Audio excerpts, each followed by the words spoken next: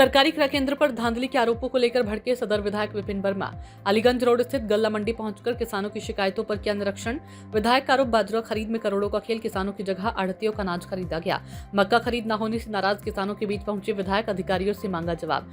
विधायक बोले, धान, गेहूं, बाजरा और अब मक्का खरीद में भी बड़े पैमाने पर भ्रष्टाचार और घोटाला हुआ है। मंडी के नीचे से लेकर ऊपर तक के अधिकारियों की संलिप्तता का लगाया आरोप। कहा, पूरे मामले की जांच के लिए कमेटी गठित की जा रही है, उसमें किसानों को भी शामिल करना होगा ताकि निष्पक्ष जांच हो सके। सरकारी खरीद व्यवस्था पर उठे गंभीर सवाल, किसानों के हक की लड़ाई लड़ने का किया है ऐलान। जी, आप मंडी में आए हैं, क्रय केंद्रों पर छापामार कार्रवाई की है, क्या है पूरा मामला?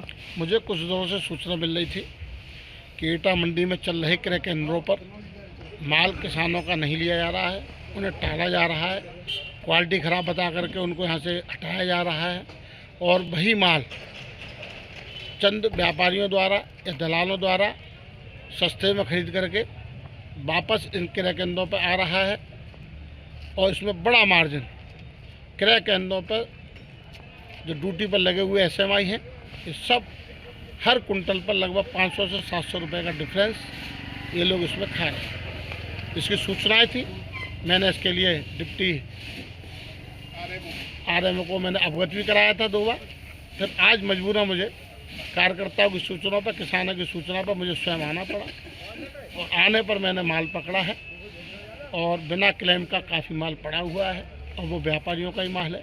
लेकिन मैं फिर कहूँगा, मेरी लड़ाई व्यापारी से नहीं है, क्योंकि व्यापारी अपना फ़ायदे के लिए वो तो अपना माल उतने ही पैसे पर बेच रहा है, लेकिन जो MSP पर और जो खरीद का जो अंतर है उसको ये सरकार की तनख्वाह पाने वाले लोग भ्रष्टाचार में लिप्त होकर के बड़ा व्यापार भी कर रहे हैं और बड़ा पैसा कमा रहे हैं। कुछ और ये किसानों पैसा मुझे लगता है इसमें अधिकारी इनके इन्वॉल्व हैं। कुछ किसानों का कहना है कि कई दिनों से माल बेचने के लिए आ रहे हैं, लेकिन यहाँ पर नंबर नहीं लग पा रहा है। हाँ, ये सत्यता है। एक किसान तो 20 तारीख से, जिसमें मेरे जलाध्यक्ष जी ने भी उसके बारे में कहा था कि इसका माल उतार लीजिएगा, 20 जून से वो चक्कर काट रहा है।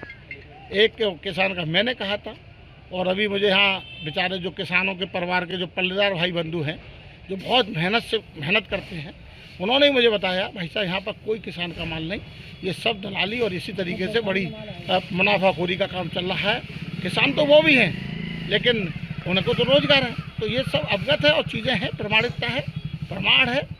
लेकिन बड़ा कष्ट है कि अधिकारी सरकार के कोष से तनख्वाह भी लेना चाहता है, उसके बाद कमीशन भी खाना चाहता है, फिर मुनाफाखोरी भी करना चाहता है, जो बहुत निंदनीय है।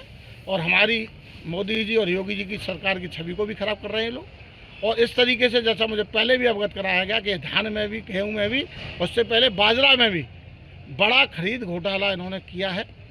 और हमको अब लग रहा है इसकी जांच विशेष बैठानी पड़ेगी। और जांच में मैंने स्पष्ट कहा है, जो यहाँ पर अधिकारी आए हुए हैं, मैंने प्रशासन को अवगत करा दिया है और मैंने स्पष्ट कहा है, इस जाँच कमेटी में मेरे किसान भी रहेंगे, क्योंकि जांच के नाम पर लीपापोती पहले भी बहुत होती रही है। किसान का प्रतिनिधिमंडल इसमें रहेगा और किसान की ताकत को पहचानना पड़ेगा।